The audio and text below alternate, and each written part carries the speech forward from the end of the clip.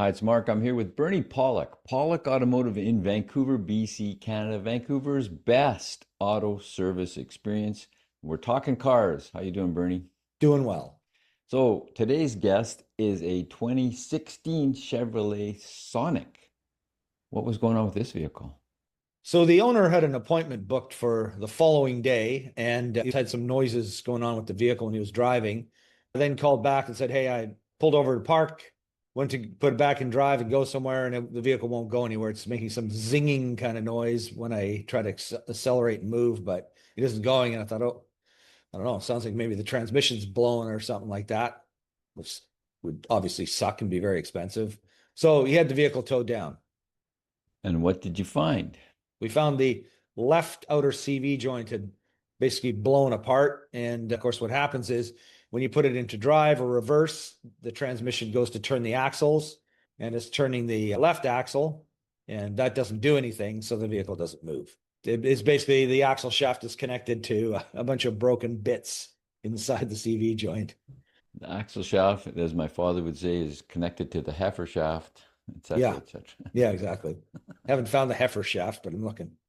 We'll look for it next time we're under a car. So here's our Sonic, Yeah, here's our Sonic. and this is Yeah. So it's obvious when you look underneath the vehicle and look around. Oh, there's our problem. That boot should not be off like that. And if you grab the axle shaft is the metal rod, that rusty metal rod to the this right left. here. If you grab that, you can just wiggle it up and down. That has a little bit of play when everything's intact, but not the kind of movement we got. So it was pretty obvious the CV joint had blown apart. So This that's a complete axle shaft. Of course, we replaced the whole unit. There was a time when you could buy individual CV joints and just replace them, but nowadays it's a complete axle job, and axles are not very expensive like they were at one time. What And do we there, have here? Black pudding?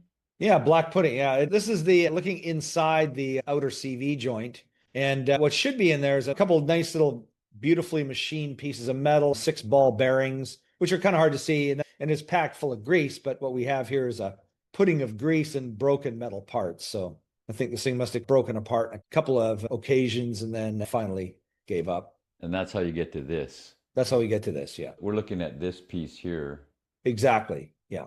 right here. Yeah, that's it. So you mentioned the owner had said that he heard noises. What kind of noises would you hear if this is starting to fail? When a CV joint starts to wear out, the typical noise is a very snappy click, like click, click, click, click, click, when you're doing a hard turn. That's usually when they start to make noise. And interestingly enough, they can make noise like that for a very long time before anything ever happens. An actual breaking CV joint like this is not very common. We see them very rarely. Sometimes an axle shaft will actually snap, which it's hard to imagine a big bar of metal like that snapping. But anyways, yeah, the clicking noise is definitely an indication your CV joints are worn. But I think the noises he was experiencing were slightly different. And based on the way it snapped and broke apart, it was probably making some more horrific noises than a traditional CV joint. But it'd be some kind of clicky, clunky noise when you're accelerating, usually. And it usually starts when you're in a tight turn. Yeah, so when you're parking and you're trying to pull out of parking place and you make a really tight turn and a clunk, Yeah, that's that right. It's snapping exactly. noise, Yeah. that's an indication, oh, I'm going to have some maintenance issues to take Yes, care of exactly. soon. Yeah, and there's nothing you can do to the joint. Once it starts clicking like that, it's worn out. There's like very precision machine grooves and ball bearings sit in there. And as when it starts to get clicky like that, there's actually little pits worn in the machine surfaces. The ball bearings never wear out, but the machine surfaces do. And so that's what causes the click. It's the joint snapping and moving in a way it's not supposed to. And then, of course, when they do that, then they just get worse and worse. And This is a problem with front wheel drive and four wheel drive vehicles. exactly. Yeah, not rear wheel drive. There are a lot of rear wheel drive vehicles that use CV joints, but they're under very minimal stress because they don't turn and twist like a front wheel drive will. Unless you got a really expensive car with rear wheel steering. That's true, but I would say that the amount of movement on the rear wheel steering is very minimal, anyways. Sure. At least most of them. I don't know. I know there's some new fancy EVs out there that have like quite aggressive rear wheel steering, but I Arriving guess soon from China, arriving soon. arriving soon. Yeah, I know some high-end Mercedes have rear wheel steering. It's pretty cool on some of their EVs. So if you're looking for service because you got clicking in your front end, you need service for your, what do we call this? The constant velocity joint, the CV joint, the Yeah. front end of your car. The people to see in Vancouver are at Pawlik Automotive. You can reach them on their website at pawlikautomotive.com. You can check out our almost 1,000 videos. We've been doing this for almost 13 years. Every week we have a new guest, a new problem. We look after it all.